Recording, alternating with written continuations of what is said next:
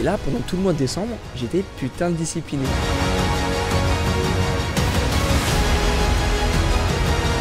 Et pourquoi moi je le fais pas du tout et je te le recommande pas de faire des négatives sur ta straddle.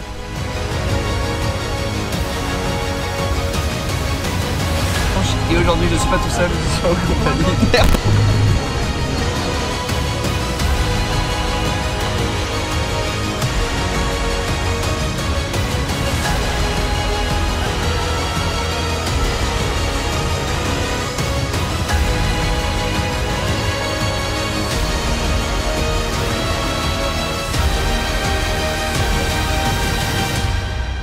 Putain les gars, je suis blessé, je peux plus faire de street. La douleur, elle est insupportable.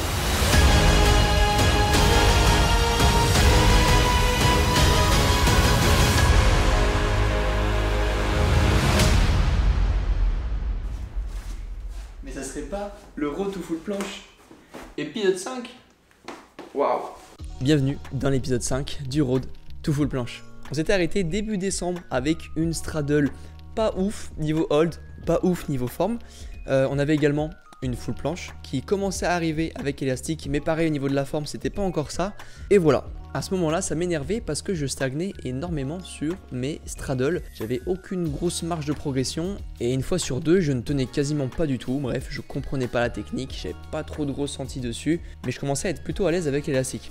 À partir de début décembre, je commençais à accumuler de la fatigue. On s'en souvient, dans l'épisode 4, je parlais déjà de quelques douleurs que j'avais au niveau du coude, du poignet. Et je savais que le mois de décembre allait pas être le meilleur mois parce que y avait les fêtes de fin d'année qui arrivaient, quelques sorties, quelques trucs de prévus, bref. Donc c'était pas le mois le plus productif en termes de performance. Donc à ce moment-là, au lieu de rester dans le feeling et de faire encore n'importe quoi pendant tout le mois de décembre, j'ai décidé de me faire une programmation intelligente. L'amélioration technique sur ma straddle, du renforcement général autour, donc que ça soit en poussée verticale avec des handstand push-up ou de la poussée horizontale avec des tuck push-up ou de la presse à la machine comme tu vas pouvoir le voir. En parallèle de ça, je faisais quelques tentatives de full quand j'en avais envie, quand je le sentais bien, et j'alternais ça avec un travail de front pull-up et de Victorian que j'ai commencé à travailler un petit peu sérieusement parce que j'aime bien cette figure et j'aimerais bien l'avoir également. Et là, pendant tout le mois de décembre, j'étais putain de discipliné. J'allais toujours à mes entraînements, je faisais tout ce que j'écrivais, je prenais mon cahier, je notais tout, je menais une surcharge progressive, je fais mes perfs, je remplis sur mon cahier, je fais une surcharge progressive, je recommence au prochain cycle, bref, sur le terrain, c'est parfait. Et si tu veux savoir aujourd'hui comment te créer une programmation aux petits oignons, et j'ai une bonne nouvelle, j'ai offert ma méthode ultime il y a quelques semaines, mais j'ouvre encore ses portes aujourd'hui pendant quelques jours à la sortie de cet épisode. Donc tu peux récupérer la formation avec le premier lien qui est en description. Il y a des centaines d'athlètes qui l'ont déjà récupéré, qui ont déjà créé leur programmation avec. Et ça peut être à ton tour de te faire plaisir pour créer une programmation optimisée. Et du coup arrivent les 2 dernières semaines de décembre, les fêtes de fin d'année, Noël, le nouvel an, de l'alcool. Alcool, quoi? Alcool et Lucas? Faire Lucas boire de l'alcool? Quoi? Lucas bourré? Quoi? Lucas bourré avec seulement 2 bières? Oui. De toute façon, c'est pas très compliqué. La fin d'année, on vit quoi, on vit, on fait la fête, on s'amuse, on dort moins, on mange plus, c'est normal et on s'en fout. Comme j'aime bien le dire, tu t'en bats les couilles de ce que tu fais entre le 24 et le 1er, faut plus faire attention entre ce que tu fais du 1er au 24. Et là on arrive début janvier, donc j'ai terminé mes 4 cycles d'entraînement avec ma programmation. J'ai mis 4 cycles parce que je progressais bien et je commençais à sentir que la programmation me saoulait un petit peu, donc je voulais changer, donc j'ai fait que 4 cycles. Je me suis dit ok Lucas, c'est le jour J. J'arrive à ma séance, je m'échauffe, je me sens hyper léger en poussée. Je fais des échauffements dips, je m'échauffe parfaitement à l'élastique. Je prépare tout, je fais des tentatives élastiques en straddle. Je me dis aujourd'hui c'est le moment, c'est le jour où je vais pouvoir enfin battre mon record en straddle, en hold et enfin me dire ok c'est cool, ça progresse.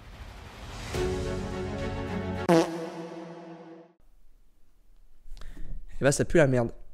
Ça pue la merde. C'est nul à chier, Lucas. C'est moins bien que ce que t'as fait début décembre. C'est moins bien que ce que tu faisais en septembre. C'est quoi ce bordel? T'avances plus du tout. Il n'y a plus aucune progression. Qu'est-ce qui se passe? C'est la merde. Et là, je me dis, ok, la forme est un petit peu mieux, mais le hold, c'est pas ça. Et en fait, je me rends compte que les holds, ils sont hyper aléatoires. Des fois, je me sens hyper à l'aise. Des fois, tout est aligné pour me sentir bien, pour faire des holds. Des fois, j'ai une super sensation sur ma straddle. Des fois, je sens rien du tout et je tombe en 2 secondes. Et ça, je me rends compte, putain, mais la technique, c'est une dinguerie. Comment ça peut tout changer sur son hold. Donc là, il y a 2 options qui s'offrent à moi. Soit je continue à me faire chier sur cette straddle qui progresse pas tant que ça, j'arrive pas trop à ressentir le truc.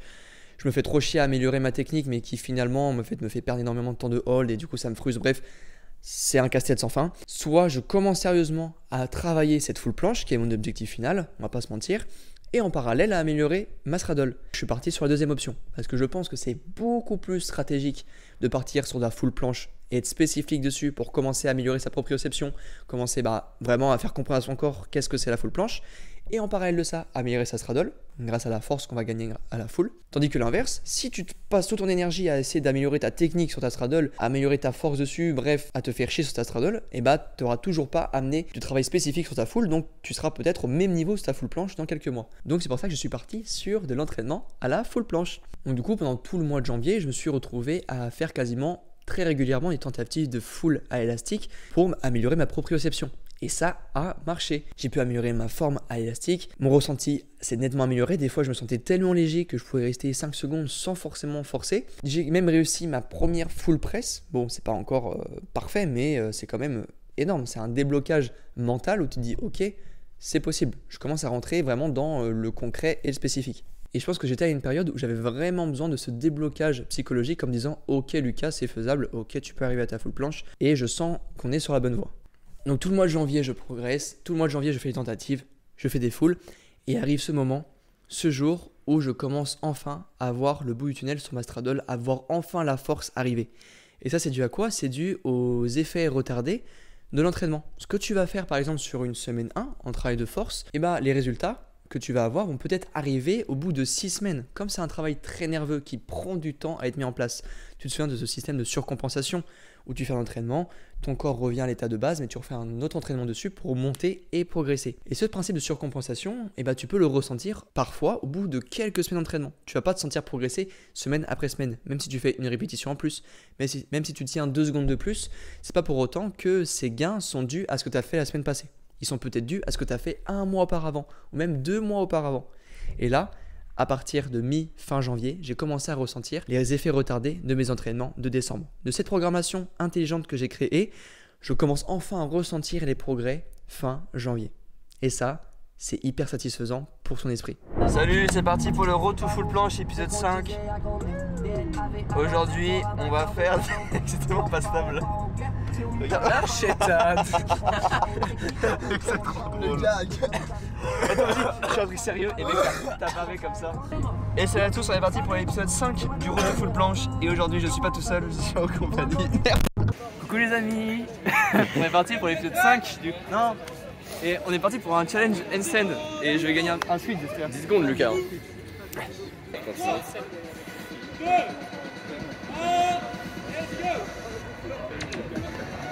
Non, ils sont tombés si tôt.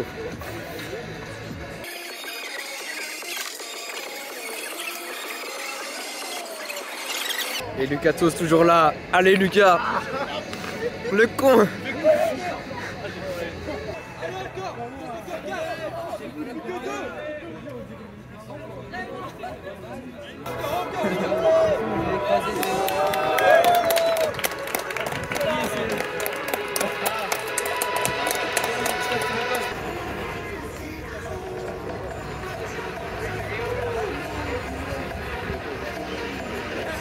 La méthode c'est divisé par 2, donc j'ai une foule en intérieur. Ouais, Road tout pas blessé. Et... Ouais, c'est pas blessé d'abord. Arrête.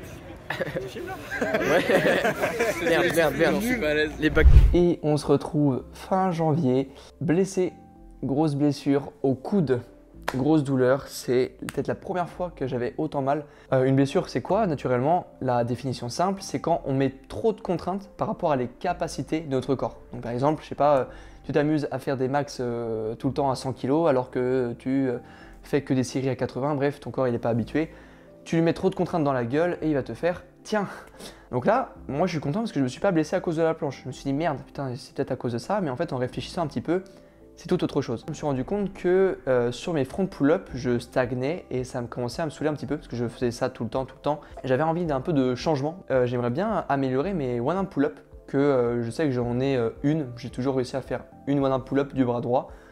Mais j'aimerais bien être plus à l'aise, améliorer ma technique, ma force de tirage. Donc je commence à faire ça. Je m'amuse en one-arm pull-up. Je fais des tentatives de full.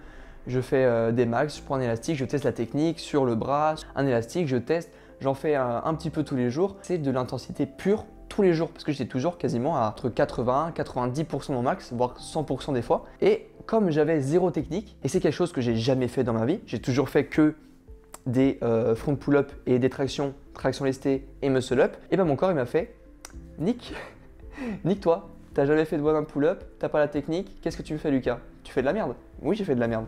J'ai fait beaucoup trop de volume, beaucoup trop d'intensité sur un exercice que je maîtrisais pas, qui était les one pull-up. Et ce qui est frustrant parce que grâce à mon renforcement sur mes front pull-up, ma force de tirage a triplé, j'ai pris en force de fou.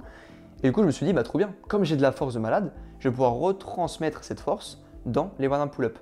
Mais comme j'avais la force mais zéro technique et j'ai jamais fait ça de ma vie, et ben mon corps, mes tendons spécifiques au one pull-up n'ont pas été renforcés et c'est la blessure assurée. Donc qu'est-ce qui s'est passé? Je pense que j'ai une grosse tendinopathie au niveau du coude. Dès que je fléchis le coude pendant l'effort, dès que je fais des tractions, dès que je fais quelques pompes, ça me fait mal.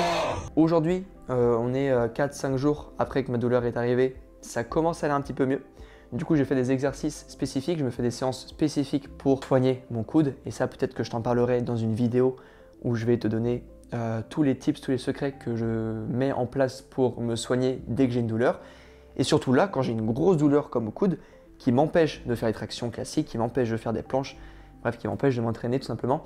Et comme je te l'ai dit, ça sert à rien pour moi d'avoir une full planche et des figures incroyables. Si c'est pour être cassé à 25 ans, ne plus avoir de coude, ne plus avoir d'épaule et de poignets, ça sert à rien. Je préfère avoir de la performance, m'amuser et surtout la longévité, tenir sur le long terme et ne pas me blesser au bout de 2 ans de pratique. Ça sert à rien. Et justement, il faut prendre ça comme une opportunité.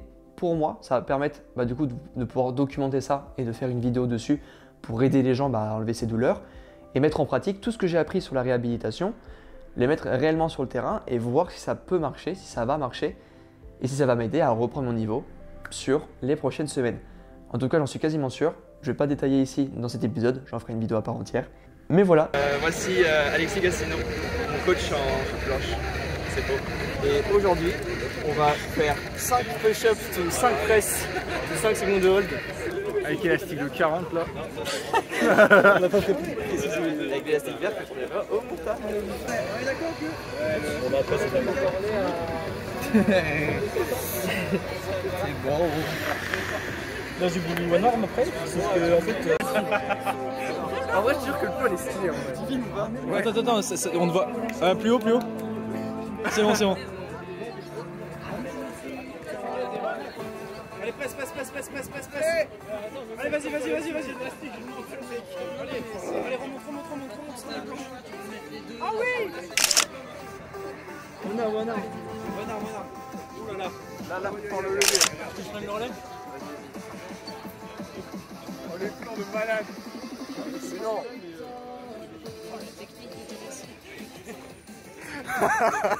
C'est incroyable. C'est le meilleur plan. Ce sera le meilleur vlog. C'est hyper drôle. Et t'as frôlé ton dalle par contre. L'orteil il a frôlé la carte. Allez, pousse.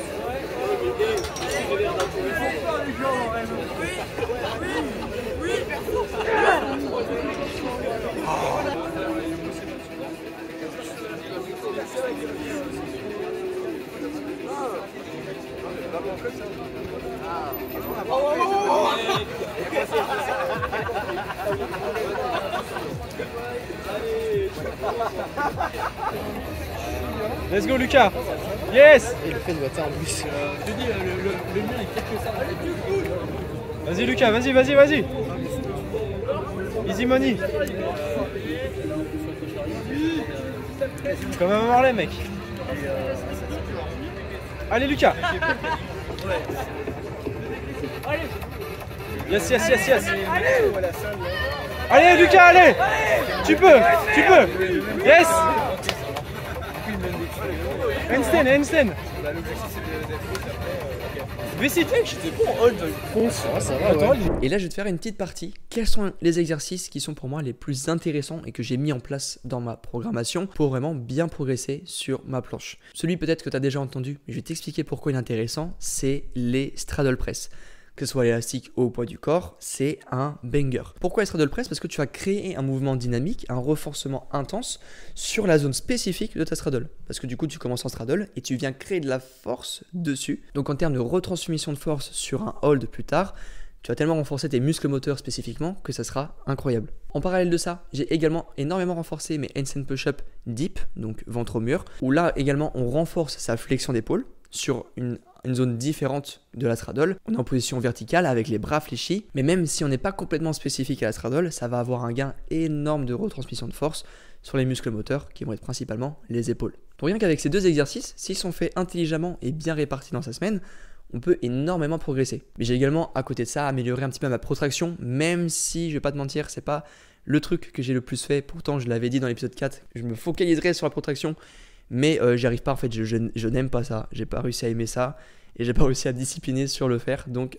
c'est my bad. On va essayer de rechanger ça pour les prochains mois, je vais te donner ma stratégie pour les prochaines semaines. Et j'ai également amélioré ma poussée horizontale, donc tout ce qui va être tuck push-up, que j'ai très vite remplacé par de la presse à la machine, parce que j'avais de très bons ressentis dessus, et que ça reprenait un peu le même mouvement que mes tuck push-up que j'aimais pas les tuck push-up, j'avais pas de ressenti. Et comme j'avais une grosse marge de progression, bah en fait j'ai énormément progressé. Je suis parti de 4 séries de 10 à 73 kg où j'étais quasiment tout le temps à l'échec. Et je suis arrivé vers 9 reps à 80 à la fin des 4 cycles. Donc ça a quand même bien progressé. Je l'ai senti sur mes ressentis pendant mes tucks, pendant mes straddles. Donc ça, c'est quasiment sûr que ça m'a aidé à progresser. Donc tu vois, j'ai pas fait que des choses spécifiques à ma straddle. J'ai pas fait que du hold ou que des presses. J'ai amélioré mes handstand push-up et ma poussée horizontale. Déjà de une, parce que ça va améliorer et faire une retransmission de force sur ta figure que tu veux, sur ta planche. Et de deux, ça te rend polyvalent. Tu vas pouvoir t'améliorer sur des planches push-up, sur des planches presse, sur les handstand push-up, sur tout ce que tu veux. Bref, c'est méga stylé. Et certains d'entre vous me demandaient pourquoi tu faisais pas des straddles négatifs. Pourtant, c'est un exercice que je pourrais recommander pour les front négatives où tu contrôles. Et pourquoi moi je le fais pas du tout et je te le recommande pas de faire des négatives sur ta straddle. Je m'explique, c'est que c'est putain de technique. Les gars, les straddles négatives, si vous avez déjà essayé, c'est méga technique. Qu'est-ce qui se passe dans 90% des cas? C'est qu'on retient notre descente pendant un tiers du chemin et sur les 2 tiers de la fin, on tombe. Sauf que si on veut être spécifique à la planche, on devrait tenir notre négative sur justement les 2 tiers du mouvement, sur les 2 tiers de la fin. Parce que c'est ici que la zone est vraiment spécifique à notre straddle. Et c'est vraiment là, on va devoir créer du renforcement sur la négative. Sauf que comme on tombe dès le début, on retient que 1 tiers, donc on est fort sur le début du mouvement, puis on tombe, et c'est ciao. En fait, on n'a aucun travail spécifique sur notre straddle. Du coup, on est très fort juste sur la partie haute. On pourra faire des straddle press sur la partie haute, mais on sera juste très nul sur la partie basse. Et parce que c'est très technique, comparé à des fronts négatives où t'as pas trop de technique, t'as juste à contrôler ta descente et à juste tirer comme un bœuf. Donc là, la solution à ça, c'est soit utiliser un élastique pour mieux gérer la descente, ce qui est une bonne idée, soit également prendre une option à la baisse, qui est en advanced tuck ou en tuck, mais même en advanced tuck, gérer la descente, c'est un casse-tête sans fin. Et pourquoi c'est autant technique de faire une négative en straddle? Parce qu'en handstand, on est en élévation scapulaire. Les épaules qui sont vers le haut, on pousse un maximum dans le sol. On est également avec une légère rétraction scapulaire. Et pendant la descente, on doit créer un abaissement scapulaire parce qu'on doit du coup être ici les épaules basses. Et en même temps, on doit créer une protraction scapulaire pour se surélever. Et là les gars, juste réfléchir à ça, vous pouvez le faire ici, assis sur votre chaise, c'est un casse-tête, mais il faut le faire en même temps que gérer son équilibre du début à la fin. Et ça, c'est un deuxième casse-tête. Et en même temps, il faut gérer son alignement entre les épaules, les hanches et les pieds. Trop de choses à réfléchir quand on n'a pas la force suffisante pour le faire. Et trop de débutants et intermédiaires tombent dans ce piège de faire des négatives parce que c'est miracle, alors que ça va avoir aucune retransmission et ça va les faire stagner énormément de temps. Mais tu peux en faire de temps en temps, avec élastique ou sans élastique, pour voir si tu as quand même une marge de progression sur la force de tes épaules, parce que ça reste quand même le principal moteur du contrôle de la descente. Mais à part ça, c'est pas un exercice que tu devrais prioriser et mettre en tout début de séance, parce que c'est tellement technique que ça va te cramer pour tous tes autres exercices, ça va te cramer pour ta semaine. Bref, c'est pas intelligent. Je préfère largement faire des presses avec élastique, quitte à enlever la négative dans la presse, et aller bourriner pour être beaucoup plus à l'aise et spécifique et créer du renforcement à la zone précise de la straddle. Il faut trop que je fasse un plan en mode trop triste pour l'intro de la vidéo où je vais être en mode en train de pleurer. Les gars, je suis blessé, je peux plus rien faire. Je vais mettre la tasse. Ça, je me prépare. Putain, les gars, je suis blessé. Ça fait 2 semaines, je peux plus rien faire. Je peux plus faire de planche. Je peux plus plancher, je peux plus faire de street en fait. Je peux plus faire de street. La douleur, elle est insupportable. Voilà, ça c'est pour l'intro. Et pour la vidéo, yo les gars, je suis blessé. Putain, je pleure pour de vrai, en vrai, je pourrais être un acteur de fou.